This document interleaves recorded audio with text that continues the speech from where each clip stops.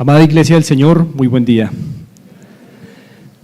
Damos gracias al Señor porque ahora nos permite adorarle con su palabra.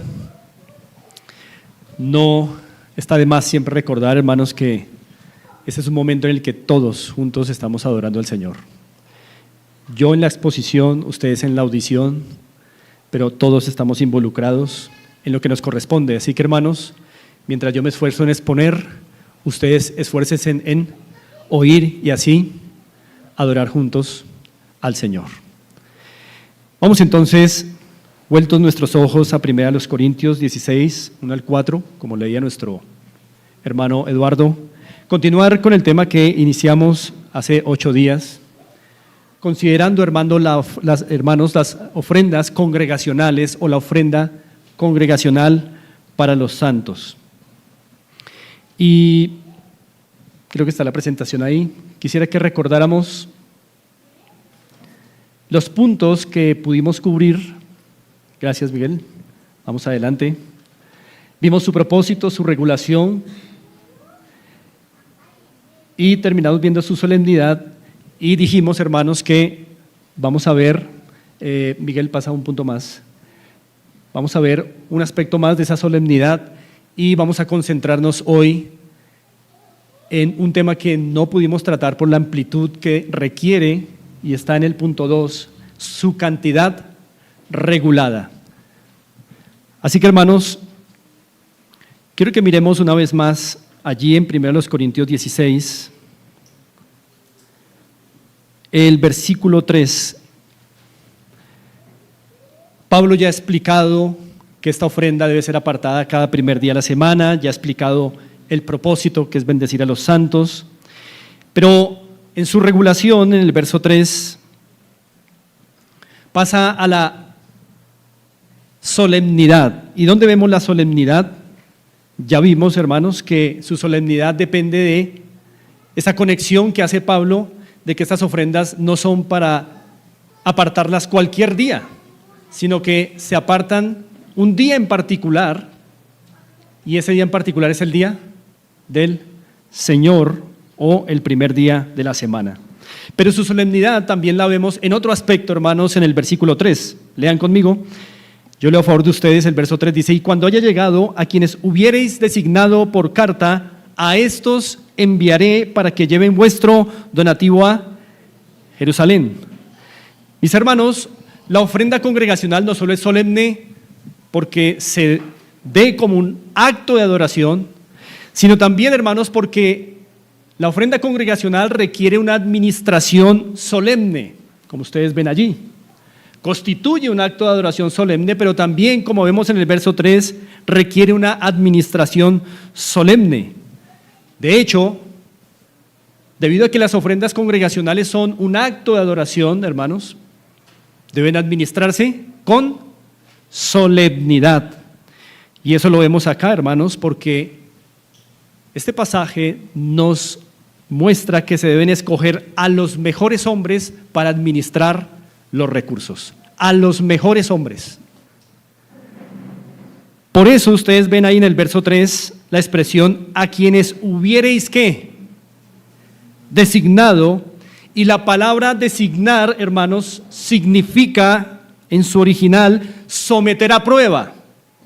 Recuérdenlo, la palabra designar en su idioma original griego significa someter a prueba. Es como si Pablo hubiese dicho: aquellos a quienes hubieseis ¿qué?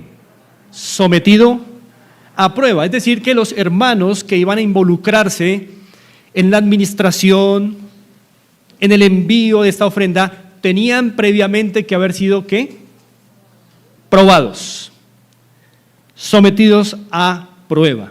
Es decir, no era una designación al azar, era una designación fruto de un sometimiento a prueba, y que estos hombres en efecto hayan aprobado, hermanos. No se nos especifica cuál era la prueba, pero fueron sometidos a prueba.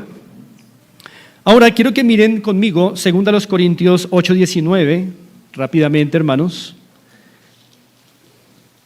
y veremos algo interesante allí. 2 Corintios capítulo 8, verso 19.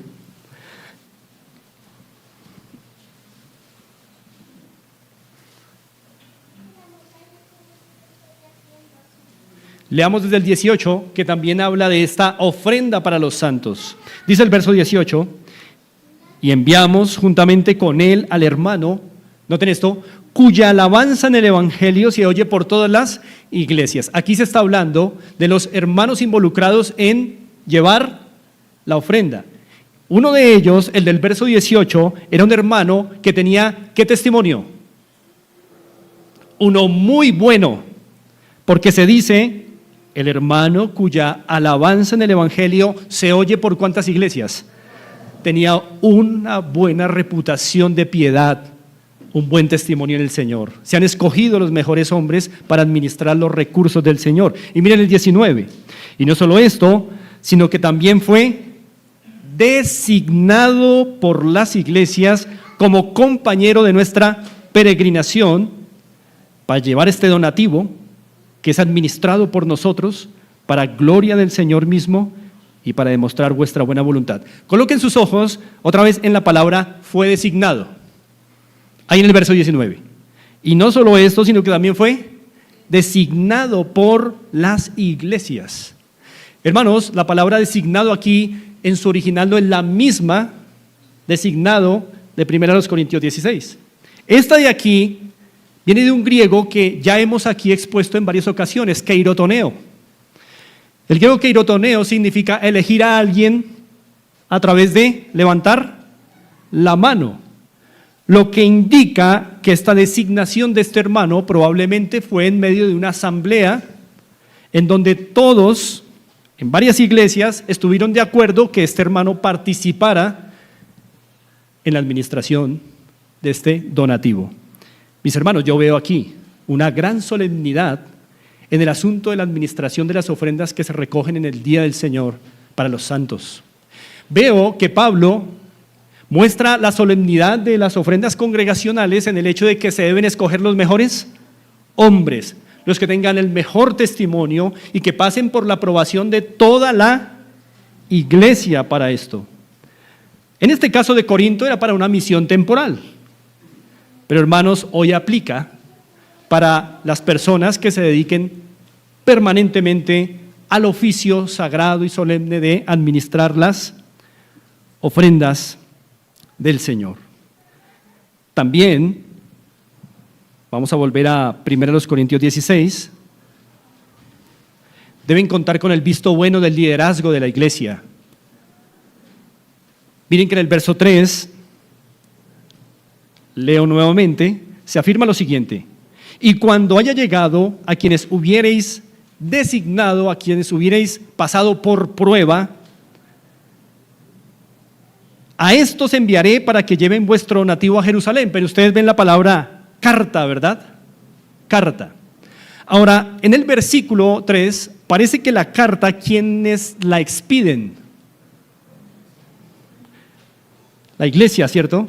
Pero el sentido del original es más inclinado a que es Pablo el que expide las cartas. Es como Pablo diciéndole a la iglesia: a los que ustedes hayan aprobado, yo los voy a enviar con carta. Es la idea de que Pablo también, como parte del liderazgo, aprueba a ese hermano. Es decir, que los hermanos designados deben ser los mejores, deben haber pasado por prueba, designados por la iglesia, pero el liderazgo también tiene que estar de acuerdo. Y finalmente el liderazgo es decir, recomendamos a este hermano o a estos hermanos para que administren este dinero, lo guarden, lo lleven. Deben ser hombres de la confianza de todo el mundo, de las iglesias, de la iglesia local en particular de Corinto, de Pablo como parte del liderazgo. Y noten, hermanos, que al final, en el verso 4 dice: y si fuere propio que yo también vaya, irán conmigo. Ahora, sabemos por otros pasajes que finalmente Pablo fue con ellos. Pero la idea del verso 4 es que Pablo dice que hay una posibilidad de que sea propio que los acompañe. ¿Podría pensar, hermano, cuál sería esa posibilidad? Es muy probable que esa posibilidad sea que el dinero sea mucho. Y Pablo ve la necesidad de acompañar, y en efecto sabemos por otros pasajes que la ofrenda fue magnífica, fue abundante. Y por eso Pablo también va con esa comisión. Hermanos, ¿no les parece entonces a ustedes que Pablo le está dando un tratamiento solemne a las ofrendas congregacionales? No solo porque es un acto de adoración, sino que por ser un acto de adoración deben ser administradas con total solemnidad. Y por ello, para ese fin, se escogen los mejores hombres. Mis hermanos, habiendo entonces cubierto la solemnidad de las ofrendas congregacionales, vamos a concentrarnos en el punto B, en el literal B del punto 2, la cantidad regulada. ¿Cuánto debemos ofrendar? Y sabemos que la cantidad está regulada en este pasaje por una expresión que ya vimos. Vamos a retomarla en el versículo 2. Leo a favor de usted. Dice: cada primer día de la semana, cada uno de vosotros ponga aparte algo, y noten, según haya prosperado. Subraye esa frase en su mente porque es la que vamos a estar trabajando en estos minutos. Según haya prosperado, guardándolo para que cuando yo llegue no se recojan entonces ofrendas. Recordemos, hermanos, que hay 3 cosas que Pablo reguló aquí con respecto a la ofrenda.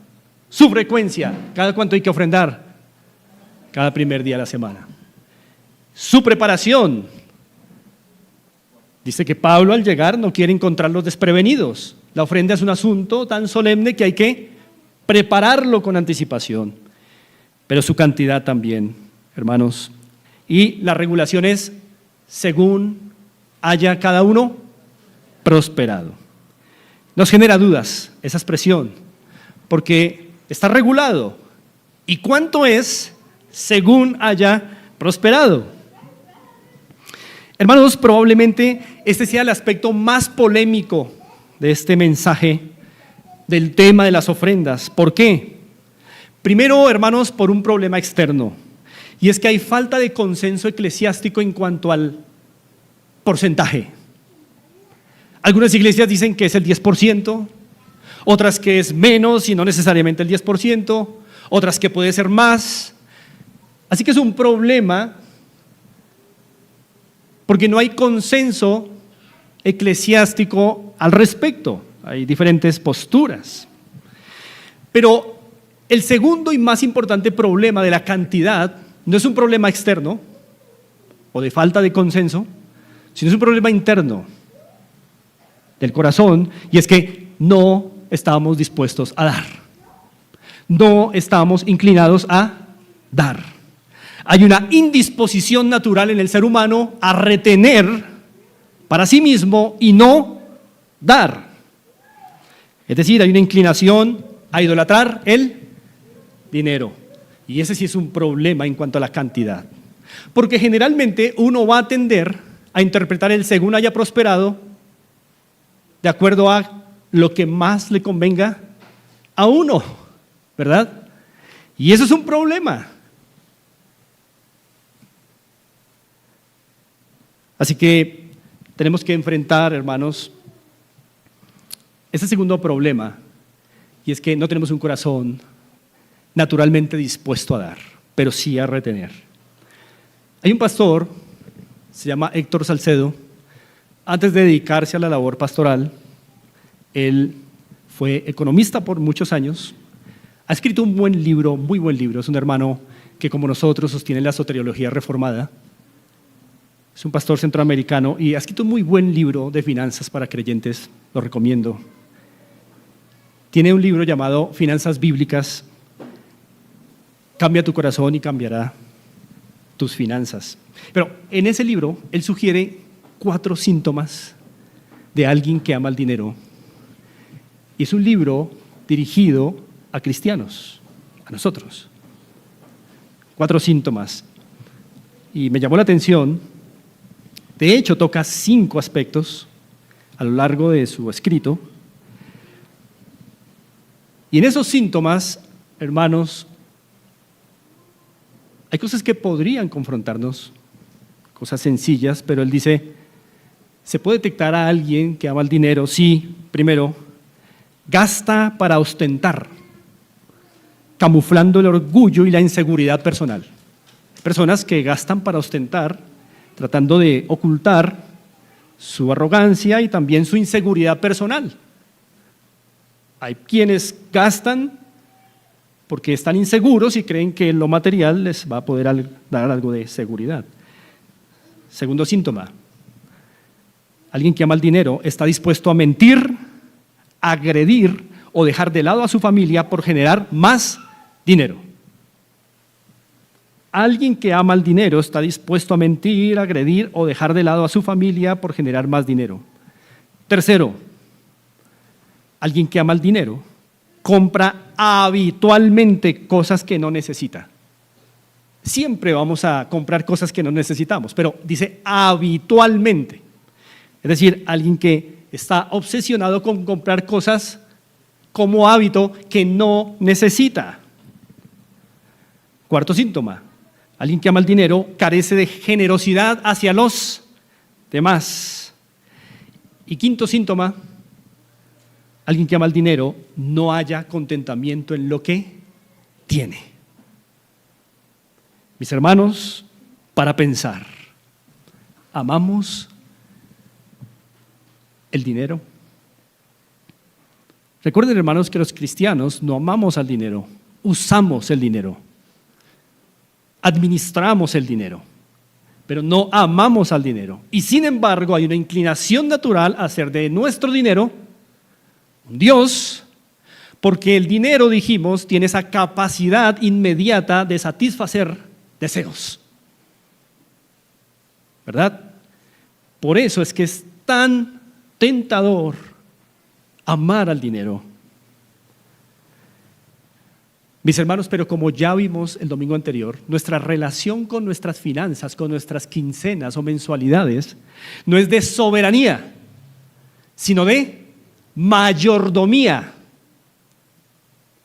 El soberano hace con lo suyo lo que quiere. Esa no es nuestra relación en la visión bíblica con nuestras finanzas, sino de mayordomía, alguien que administra lo ajeno. Amado hermano, usted no es soberano sobre sus quincenas. Cuando usted las recibe, o cuando va y la saca en el cajero, cuando se la entregan en su empresa, qué sé yo, usted tiene que tomarlas con temor y temblor y pensar, no tengo una relación de soberanía sobre esto, pero sí de mayordomía. Así que, hermanos, hagamos una breve contextualización de la expresión según haya prosperado y terminamos con unas aplicaciones presentes de esa expresión. Vamos a contextualizar entonces esa expresión según haya prosperado. Coloquemos ahí nuestros ojos en el verso 2. Voy a volver a leer el texto para no olvidar el marco en el que se encuentra esta expresión. Cada primer día de la semana, 1 Corintios 16:2, cada uno de vosotros ponga aparte algo según haya prosperado, guardándolo, para que cuando yo llegue no se recojan entonces ofrendas. Contexto, hermanos, miremos contexto. Lo primero que quiero que miremos es la palabra prosperado. Según haya prosperado. Es probable que tengamos un mal concepto de lo que es prosperar. La palabra prosperar aquí significa ser equipado para un viaje, ser equipado en un camino para llegar al destino. Esa es la palabra prosperar. Ese es el significado de la palabra prosperar aquí. Ser equipado para transitar un camino y poder llegar a su destino. Lo que quiere decir que lo que quiere que sea ese equipamiento nos va a ayudar ¿a qué? ¿O va a ser suficiente para qué? Para llegar al destino. Eso es prosperar aquí. Así que, hermanos, según haya prosperado, la palabra prosperar aquí entonces no tiene esa connotación tan estrecha que actualmente hay en nuestro entorno. ¿Por qué digo estrecha? Porque en nuestro argot prosperar es ser rico, ¿cierto? Generalmente decimos que una persona próspera es una persona con mucho dinero, mucho capital, muchas posesiones. Pero hermanos, vuelvo a la etimología de la palabra prosperar aquí, ser equipado para recorrer un camino y poder llegar a el destino. No importa cuánto sea ese equipamiento, pero si te sirve para pasar por esta vida y cumplir los objetivos, eso es prosperar en la visión bíblica. Lo que estoy tratando de decir, hermanos, es que en esta definición de prosperidad se incluyen tanto a ricos como a pobres. Si el pobre lo que tiene le sirve para atravesar por esta vida y cumplir los propósitos, entonces en la visión bíblica es un próspero. ¿Me hago entender, hermanos? Es importante insistir en este significado.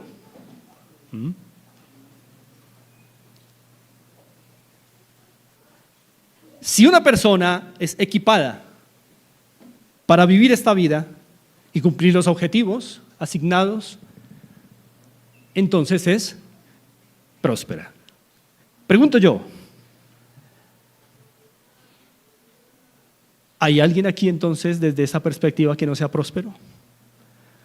Yo veo que han comido, los veo vestidos, como quiera que sea, aquí están después de meses, días o años de conocernos. Yo veo que todos estamos avanzando. Todos estamos siendo equipados, no con el mismo dinero, no con las mismas posesiones, pero lo que tenemos hasta el día de hoy nos ha servido. Eso es prosperidad. Muy importante, hermanos, este concepto. Porque el Señor entonces da provisiones, tanto para el cuerpo como para el alma, las que uno necesita para atravesar por este mundo y después llegar a la eternidad. Mis hermanos, por eso es que deberíamos tener más contentamiento y reconocer con el Señor, gracias porque soy próspero. Porque prosperidad no es tener más, prosperidad es avanzar hacia los propósitos del Señor. Y la cantidad de comida que Él me dé, la ración de ropa que Él me dé, el número de personas que coloque a mi alrededor, las posesiones que me dé, son las ideales y suficientes para atravesar por esta vida. Eso es ser próspero desde la perspectiva del verso 2 del capítulo 16 de Corintios. Por eso es que Pablo, ¿qué puede decir? Cada uno de vosotros, y ya habíamos dicho el domingo pasado que en la iglesia de Corinto habían hermanos pobres. Vamos a recordar eso en el capítulo 1. Vamos a 1 Corintios, capítulo 1.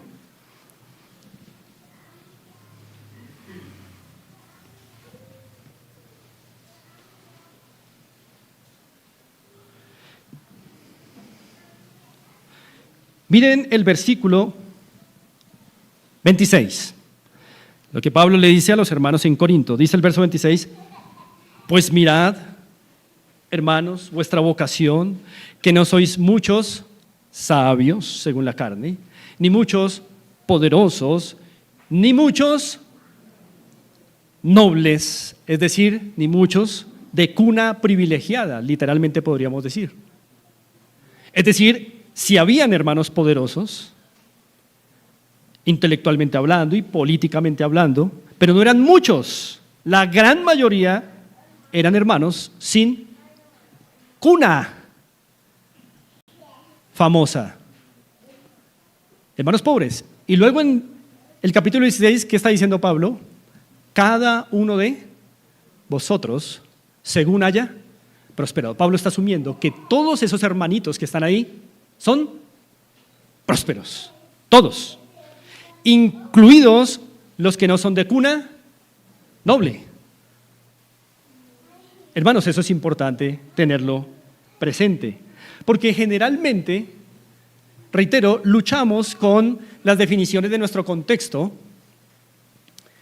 y, hermanos amados, tenemos que tener cuidado. Luchamos con esas definiciones y nos quedamos con ellas. Mis niños queridos, niños preciosos, vamos a atender a la palabra del Señor, que a ustedes también les sirve esta palabra. Ahora, hermanos, si Pablo está aquí batallando con este principio, es importante para nosotros asumir el término prosperidad como Dios lo enmarca en su palabra y no como nuestra sociedad lo maneja. Reitero, hermanos, a la luz de este pasaje, ¿hay alguien aquí que no sea próspero? Mis hermanos, tenemos que reconocer, cada uno de vosotros ha prosperado y según haya prosperado puede ofrendar. Recuerdo a la hermana Leito alguna ocasión en vida. Hace muchos años estábamos recogiendo en la casa de la hermana Miriam un mercado para una familia en necesidad. Y la hermana Leito en ese momento en particular tenía mucha necesidad. A pesar de que sabemos que su hija Silvia siempre ha sido una bendición, siempre fue para ella una bendición, tenía mucha necesidad. Y recuerdo, hermanos, que yo le dije a hermana Leito, su merced tranquila, no tiene que ofrendar, no tiene que dar nada, porque sabemos de su situación. Hermanos, no voy a olvidar la vaciada que me pegó la hermana Leito esa vez. Cambió su rostro, como que empuñó manos, y dijo: pastor, ¿usted me va a quitar a mí el privilegio de dar? No, hermanita, traiga lo que su merced quiera entonces. Nunca más volví a quitarle el privilegio a alguien de dar, aunque esté en necesidad, porque entendí que todos somos prósperos. Todos podemos dar, según haya prosperado. ¿Y qué es prosperidad? Es ser equipado para pasar por esta vida y cumplir los objetivos del Señor. Entonces, hermanos queridos, todos tenemos que dar y podemos ofrendar. Así que, hermanos amados, este concepto debe quedar aquí clavado en nuestro corazón. Y hermanos, ¿no les parece a ustedes que podríamos manejar estas circunstancias con mayor contentamiento? ¿No les parece que una definición así nos ayuda al contentamiento? Así que, hermanos, este es el contexto de la palabra y por qué es necesario, hermanos, verlo. Para entender por qué Pablo dice en la iglesia: cada uno de vosotros. Pablo no exonera de la ofrenda a los que no son nobles en la iglesia de Corinto. Ellos también. Porque la ofrenda es un acto de adoración. Y eximir de ofrendar sería decirle a algunas personas que no adoren al Señor. Eso sería algo absurdo, hermanos. Bueno, ahora miremos algo del contexto escritural. Ya vimos el etimológico, su significado, pero miremos algo del contexto escritural. Pongamos nuestros ojos otra vez en el verso 2. Miren lo que precede a la expresión según haya prosperado. Miren lo que precede inmediatamente a la expresión según haya prosperado. Cada uno de vosotros ponga aparte algo. Ponga aparte algo. Ese es el contexto inmediato de la expresión según haya prosperado. Ponga aparte algo. Mis hermanos, la expresión ponga aparte algo comunica la idea de desprenderse de algo, de no contar con eso, de separar para un uso particular. Ponga aparte algo. Me desprendo de esto. No cuento con esto. Queda apartado para un uso particular. Consideremos, hermanos, que aunque todo pertenece a Dios, Él siempre ha demandado una porción especial para Él. Otra vez, aunque todo pertenece a Dios, todo, Él siempre, aún así, ha demandado una porción especial para Él. Con todo y que todo pertenezca a Él, siempre ha demandado una porción especial para Él. Por ejemplo, hermanos, ¿todo el tiempo es de Dios? Sí, todo el tiempo es de Dios, pero Él toma de manera especial un séptimo del tiempo para Él.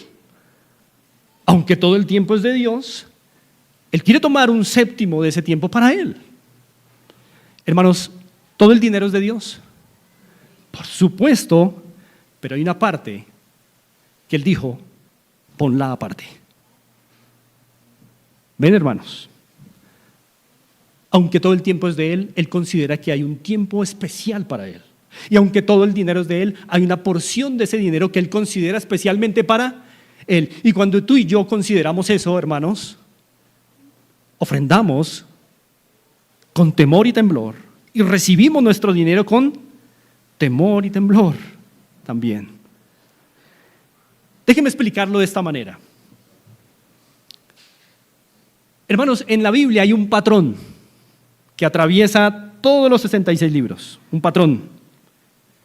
Y es que entre mayor cercanía a la presencia de Dios, mayor es la gloria de eso que se acerca a Dios. Otra vez, en todas las escrituras hay un patrón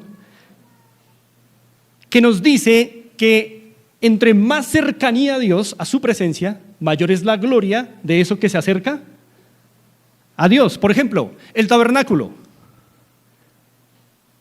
El tabernáculo tenía, por decirlo así, el paso 1. El paso 1 era el lugar santísimo, el lugar santísimo era lo último. Al principio había gente, hombres trayendo sus corderos, había sangre, habían moscas, hedor del sacrificio, sacerdotes. Pero luego avanzamos un poco más y encontramos el lugar ¿qué? Santo. Allí ya no entran todos, allí ya no hay hedor, allí hay cierta gloria. Y entran algunos, pero después tenemos ¿qué? El lugar santísimo. Allí ahora solo entra uno, y no sin sangre. Es decir, el patrón es, a medida que algo se va acercando a la presencia de Dios, es mayor su ¿qué? Su gloria. Ese es un patrón, hermanos, en las Escrituras. Por ejemplo, Moisés en el Horeb. Moisés está abajo hablando con el pueblo, es un hombre apartado por Dios, pero sube al monte, está en la presencia de Dios, ¿y cómo baja? Se tiene que cubrir el rostro por la gloria que le llena ahora. Y ese es el caso suyo y mío. Llegamos a Cristo, la gloria de Cristo empieza a brillar, pero un brillo muy tenue. A medida que empezamos a caminar con Él, que empieza a brillar más fuertemente la vida de Cristo. Y luego, cuando estemos con Él, cara a cara y presencialmente, la Biblia dice, y entonces tendremos una gloria semejante a la de Él. Entonces el patrón en las Escrituras, y podría dar muchos más ejemplos, es que lo que está más cerca a la presencia de Dios va adquiriendo mayor ¿qué? Gloria. Así, hermanos, todo el tiempo es de Dios, pero esa porción de tiempo que más se acerca a Dios adquiere mayor ¿qué? Gloria. Ese es el día del Señor.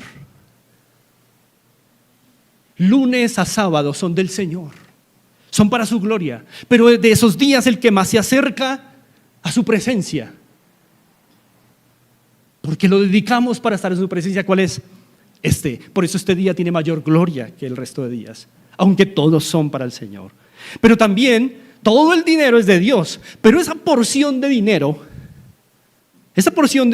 que apartamos y que traemos aquí, ya que cumple los usos en la presencia del Señor, adquiere mayor gloria que el resto de dinero, aunque siga siendo todo el dinero de Dios.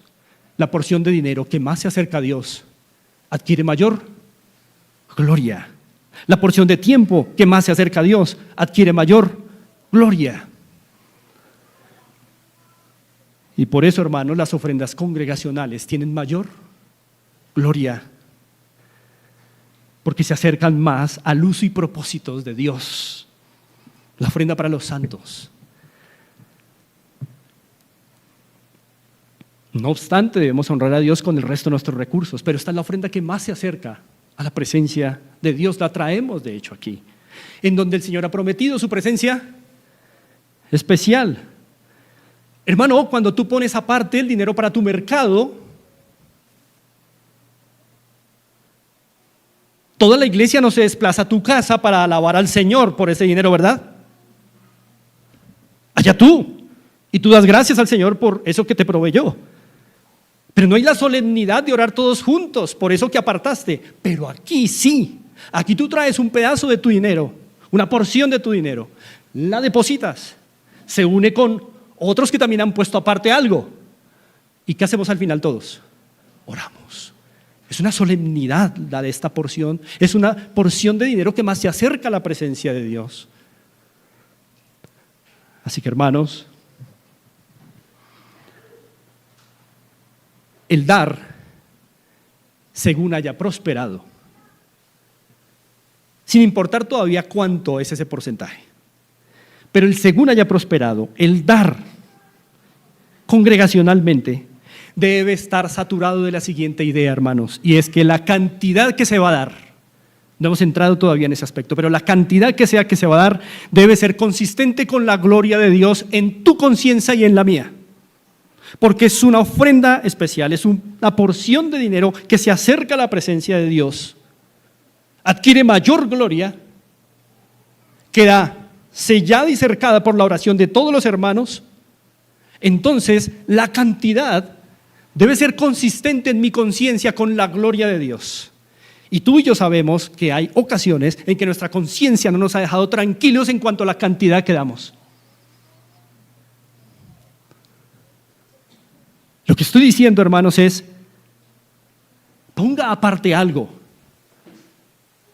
Esta es una ofrenda que se va a acercar más a la presencia de Dios. Va a adquirir mayor gloria.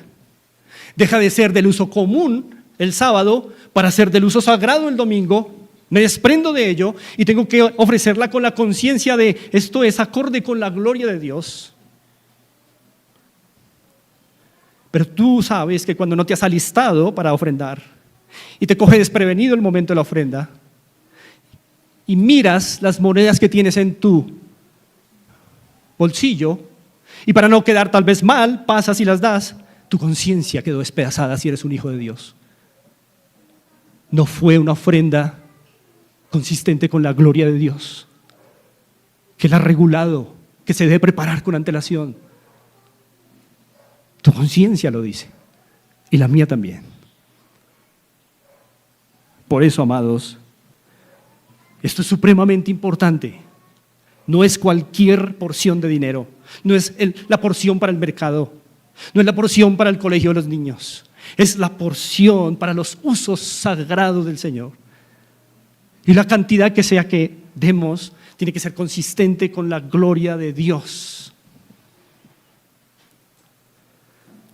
Cuando uno entiende esto, hermanos, uno quiere ofrecer sin mezquindad a Dios. Ahora, este es el contexto cercano de la expresión según haya prosperado. Ahora miremos algo del contexto lejano. Hay algo que un pasaje lejano nos dice y nos arroja luz sobre la expresión según haya prosperado. Vamos a ir a Deuteronomio, pero no pierda, coloque su cinta ahí en Corintios. Deuteronomio capítulo 16.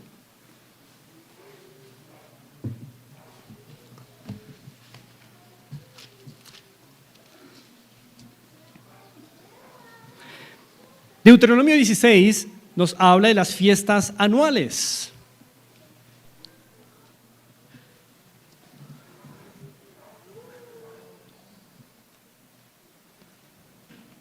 Fiestas anuales. Hermanos, ¿cuáles son nuestras fiestas como pueblo de Dios? Semana Santa, ¿cierto? ¿No? Navidad, Día de la Madre, no, Día del Señor. Esa es nuestra fiesta. Día del Señor, esa es nuestra fiesta. Regulada por el Señor para nosotros. Esa es nuestra fiesta. El capítulo 16 comienza con las fiestas anuales del pueblo del Señor. Quiero que miren el verso 17. ¿Cómo culmina esta sección sobre las fiestas?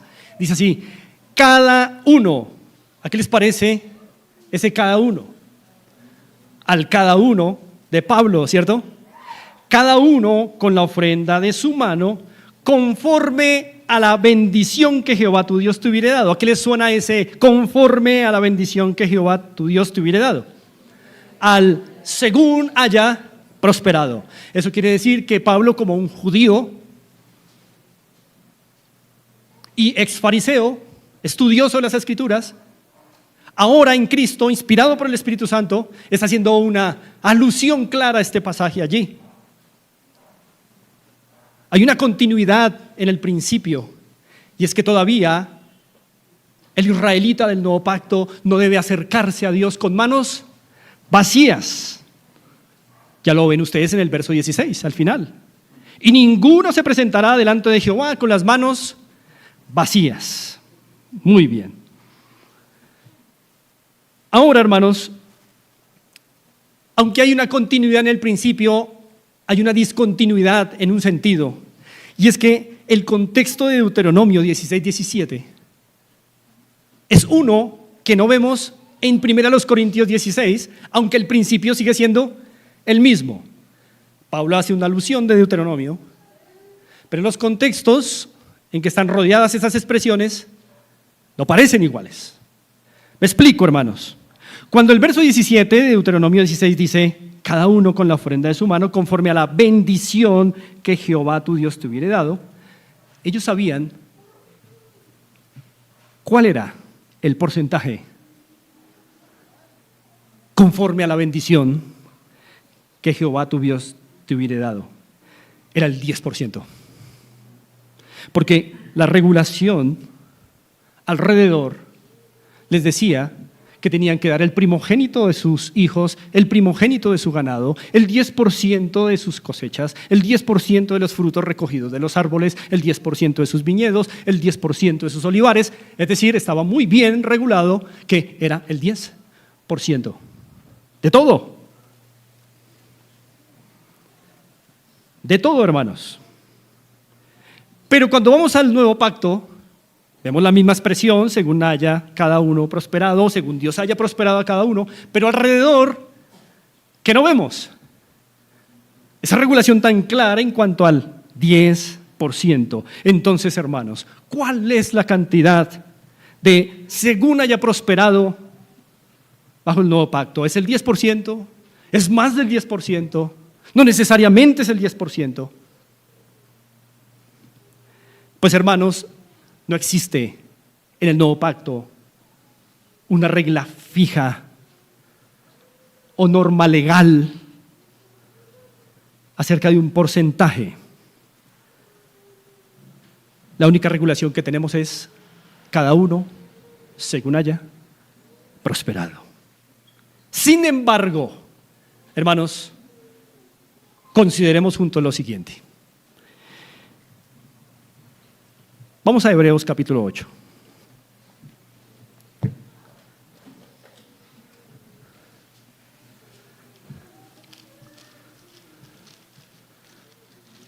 Así que los hermanos que se pusieron contentos con no hay una regla fija, esperen.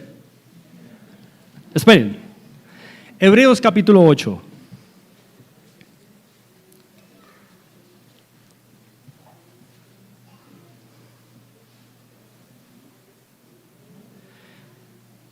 El versículo 6 dice así: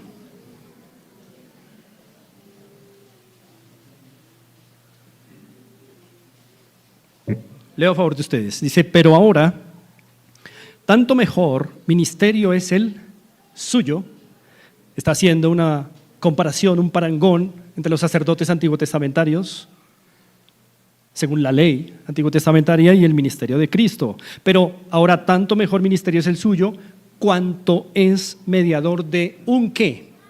Mejor pacto, establecido sobre mejores promesas. Hermanos, el nuevo pacto en el que tú y yo estamos es, según este versículo, mejor. Y establecido sobre mejores promesas. Ahora, no podemos entrar ahora a detallar este versículo. Estamos en un mejor pacto.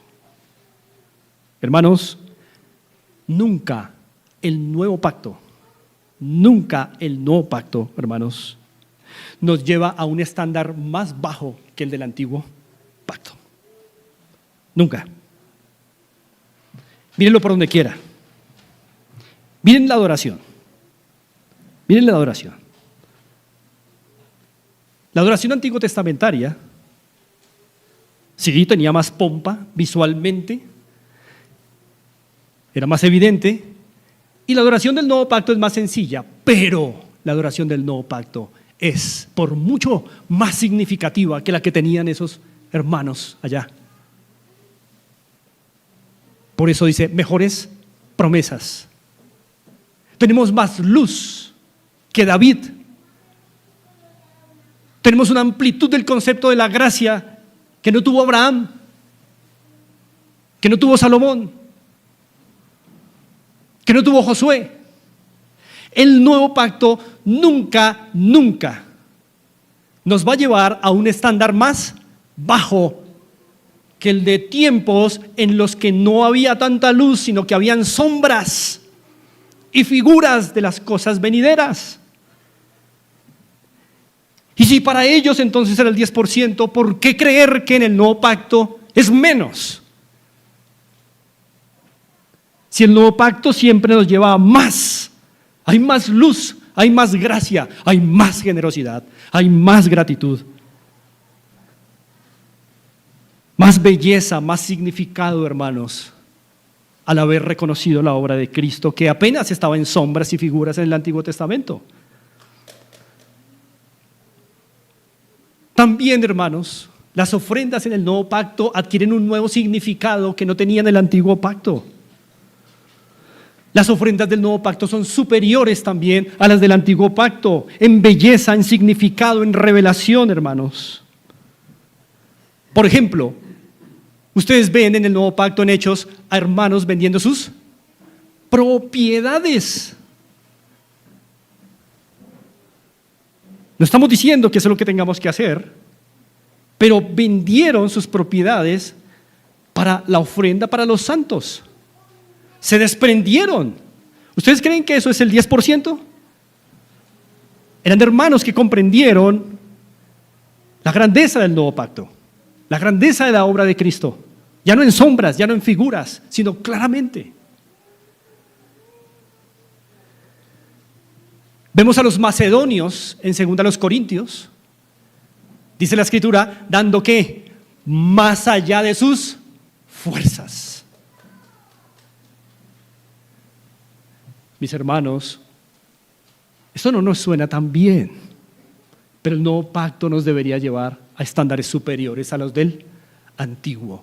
Sería una vergüenza tener un encuentro con un hermano en un futuro del Antiguo Testamento y ver que con sus sombras difuminadas acerca de la obra de Cristo él hubiera ofrendado más que nosotros, teniendo nosotros grandes privilegios de conocer hoy con mayor revelación, belleza y significado la obra de nuestro Salvador. Ahora, hermanos, quiero recordarles rápidamente una regla hermenéutica. Cuando algo fue instituido en el antiguo pacto y regulado en el antiguo pacto, y luego su práctica sigue siendo aprobada a lo largo del Antiguo Testamento, sigue siendo alentada a lo largo del Antiguo Testamento, y en el Nuevo Pacto luego no es abrogado eso, entonces esta regla hermenéutica nos dice que esa práctica antiguo testamentaria debe seguir en el Nuevo Testamento si no fue abrogada en un significado mucho más grande, en una forma superior. Y hermanos amados, ese es el caso del diezmo. No hay un solo pasaje en el Nuevo Testamento que abrogue esa norma, tampoco otro que la exija. Y esto es porque se supone que el diezmo pasó al nuevo pacto, pero en una forma ¿qué? Superior. Se supone que ya no hay que decirle a los miembros del nuevo pacto por medio de reglas que diezmen, porque se supone que están en un mejor pacto. Se supone que la comprensión de la gracia debe llevarnos a la generosidad superabundante, más allá incluso del 10%. Por todo lo anterior, hermanos, que he explicado, es que afirmamos que aunque el 10% no es una regla fija en el nuevo pacto, no es una norma legal para el pueblo de Dios, sí debería ser el piso mínimo, hermanos, el tope mínimo para que el creyente pueda ofrendar. sobre el cual el creyente construya sus ofrendas. Por eso, hermanos, el 10% como tope mínimo es una regla razonable, como el tope mínimo, no como una regla fija, ojo. ¿Por qué, hermanos? Porque es una regla razonable, porque es un estándar ya revelado en las Escrituras. Si usted lucha por, y según haya prosperado, ¿qué porcentaje es? Al menos sabe que hay revelación de Dios en cuanto al 10% y usted dice, bueno, como mínimo eso, de ahí partimos. Porque es algo que está revelado, usted no tiene ya que luchar con eso. Es un tope mínimo razonable. No es que haya una ley que le dice que tiene que ser el 10% en el nuevo pacto, pero usted lucha con el porcentaje. Y lo razonable es ir a las Escrituras, ver que Dios ya estableció un parámetro, que no lo abrogó en el Nuevo Testamento. Entonces, ¿qué se supone? Que es el piso mínimo, el tope mínimo, y de ahí en adelante construimos. Además, es una proporción adecuada y justa. Piénselo. El Señor fue muy sabio al decir 10% en el antiguo pacto. Solamente resulta gravoso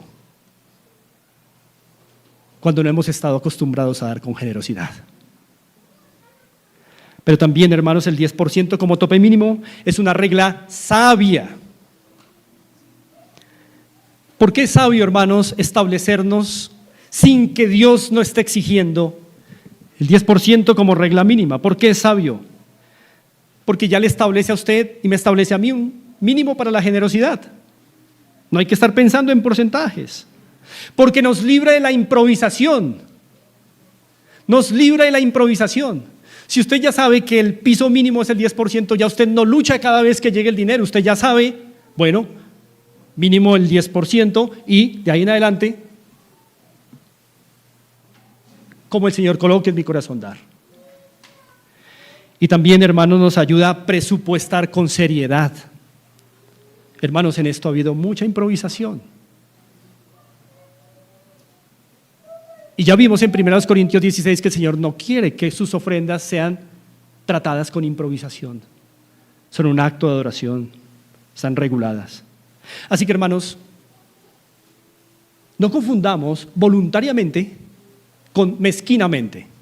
Porque a veces, hermanos, dicen, es que tenemos que dar voluntariamente, pero realmente lo que están queriendo decir es que tenemos que dar mezquinamente. Voluntariamente no es generosamente para muchos. Voluntariamente es, esto es lo que me queda. Y no se manejan así las ofrendas del Señor, hermanos.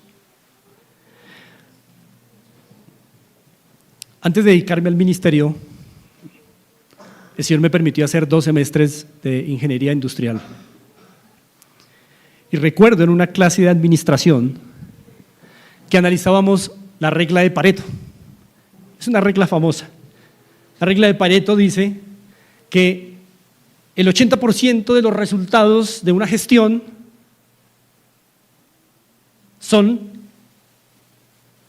la consecuencia del 20% de las acciones que se llevan a cabo.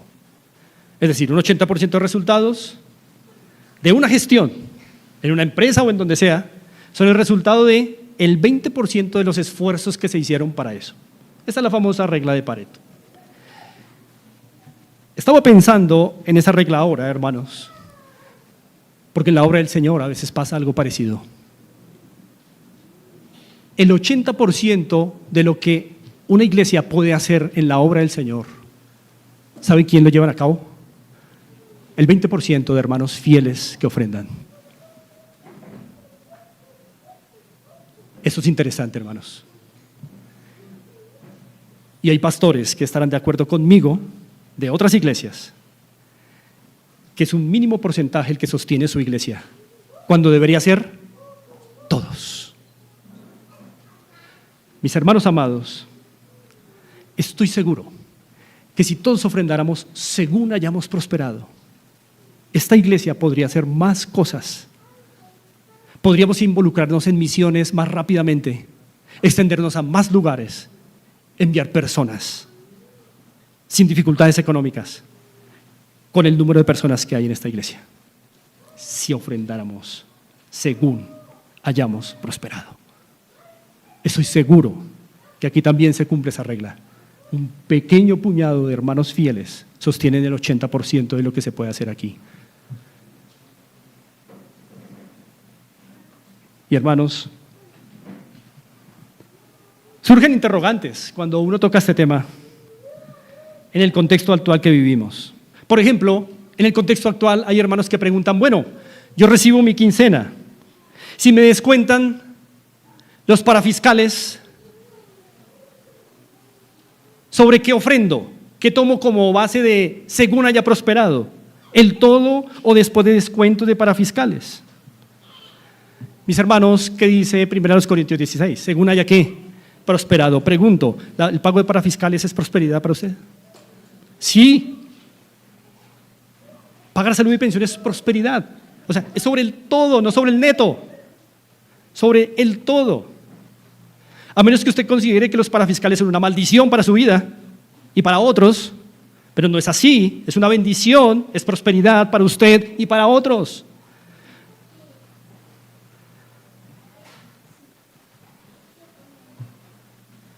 Ahora, otra pregunta que puede surgir es, pastor, yo me di cuenta que mi ofrenda nunca ha llegado al 10% como tope mínimo.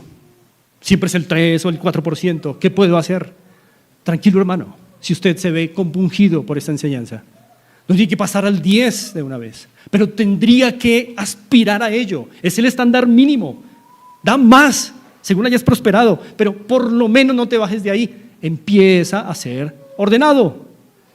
Si está dando el 4, ahora pasa al 5, y después al 6, y al 7, y al 8, y así es que muchos hermanos han logrado llegar al 13, 14, 15 y 20%. Generosidad, sin que ni siquiera se les tenga que hablar de un 10%. Esto es penoso. Hablar de un tope mínimo del 10% es penoso. No debería estar diciendo esto, hermanos. Y algunos preguntarán, bueno, ¿debo ofrendar también sobre mis ganancias ocasionales?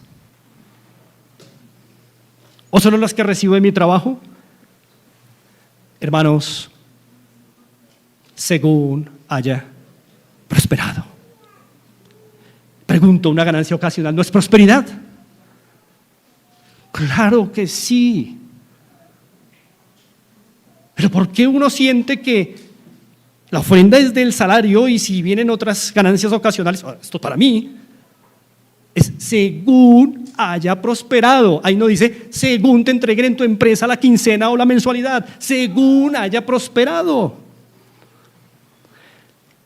Y una ganancia ocasional va desde una herencia o la venta de una propiedad hasta los 5,000 pesos que uno se encuentra cuando va caminando. ¿No es una ganancia ocasional encontrarse 5,000 pesos en la calle, hermano? ¿Ocasional? Hay hermanos, no sé cómo caminan, cómo andan, pero se encuentran plata por la calle. No me pasa a mí. ¿No, Nata? ¿Dónde está nuestra hermana Nata? Ella nos puede dar buenos consejos de cómo encontrarse plata en la calle. Ganancias ocasionales. Hermanos, nuestra visión de las ofrendas va a cambiar. Nuestra visión de las ofrendas como acto de adoración, hermanos, va a cambiar cuando te tomes en serio este tema. E incluso cuando recoges 5,000 pesos de la calle, puedes decir, bueno, tengo 5,000 aquí, Señor, gracias por esta ganancia ocasional. Ahora voy a comprar una libra de sal, lo llevo a la iglesia y el resto me lo quedo. Gracias, Señor, para los usos que tú tienes programado para mí, aún con lo que se encuentra uno en la calle. Si tal temor nos invadiera con el más mínimo peso, hermanos, nuestro acto de adoración sería más solemne en el día del Señor al venir a ofrendar, porque tú sabes, aquí va lo que me dieron por fuera, la ofrenda que me llegó, la quincena del trabajo, los 10,000 que me encontré en la calle, aquí va, Señor.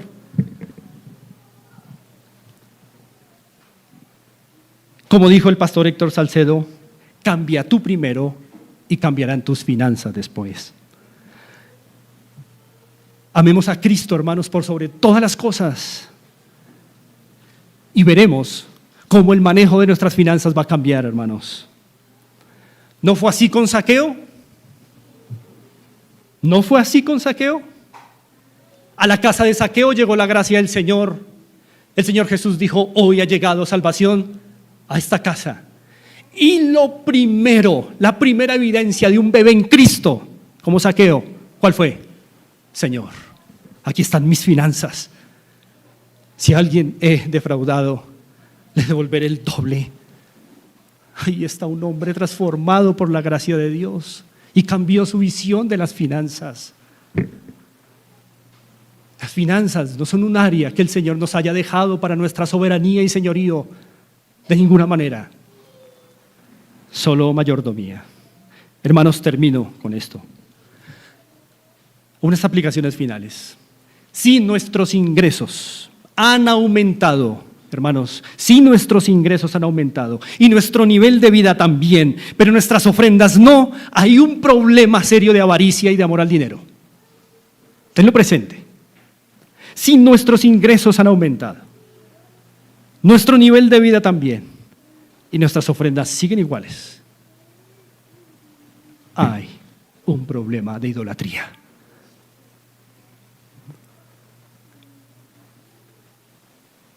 Hermanos, el amor se revela en lo que da. Spurgeon dijo: da como amas, mide tu amor por tu dádiva. ¿Qué ofrendó Dios? ¿Cuál fue su dádiva? Fue la entera vida de su Hijo. No escatimó nada. Nadie supera a Dios en sus ofrendas. Pero también da sustento y abrigo a sus enemigos, hermano. Incluso da abundancia a sus enemigos también. Las dádivas de Dios son un testimonio de su misericordia, hermanos, y de su benignidad. Y sus dádivas deberían conmover nuestro corazón, hermanos. Que tengamos ropa, comida, fuera y que tenemos a Cristo, todo eso debería, hermanos, conmover nuestro corazón. Pero hay alguien aquí hoy, hermanos, entre ustedes, que sigue comiendo, vistiendo, viajando, trabajando de la mano del Señor y no le ha reconocido.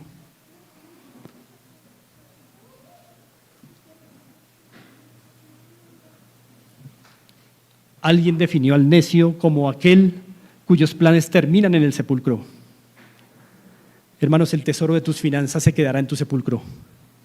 Pero si atesoras a Cristo, atesoras eternamente y para siempre.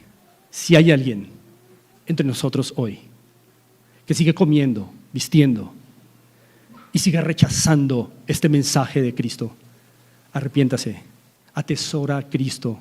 Tendrás todo para siempre. Es mejor que te vayas de este mundo sin estudios, sin dinero y sin muchas cosas, pero que te vayas con Cristo, que es el todo, y no que tengas todo aquí y te vayas sin nada.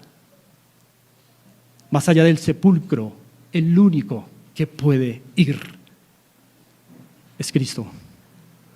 Oremos. Señor, gracias por tu provisión constante y fiel para nuestras vidas. Gracias por las finanzas. Gracias por tu Hijo. Oh Señor, ayúdanos a ser temerosos frente a todo lo que nos has dado, Señor, misericordiosamente. Y te ruego por aquellos entre nosotros que siguen, Señor, comiendo de tu mano, vistiendo de tu mano, viajando de tu mano, pero siguen, Señor, burlándose de ti. Por favor, ten misericordia, llámales al arrepentimiento, sálvales, Señor. Te damos gracias en Cristo. Amén.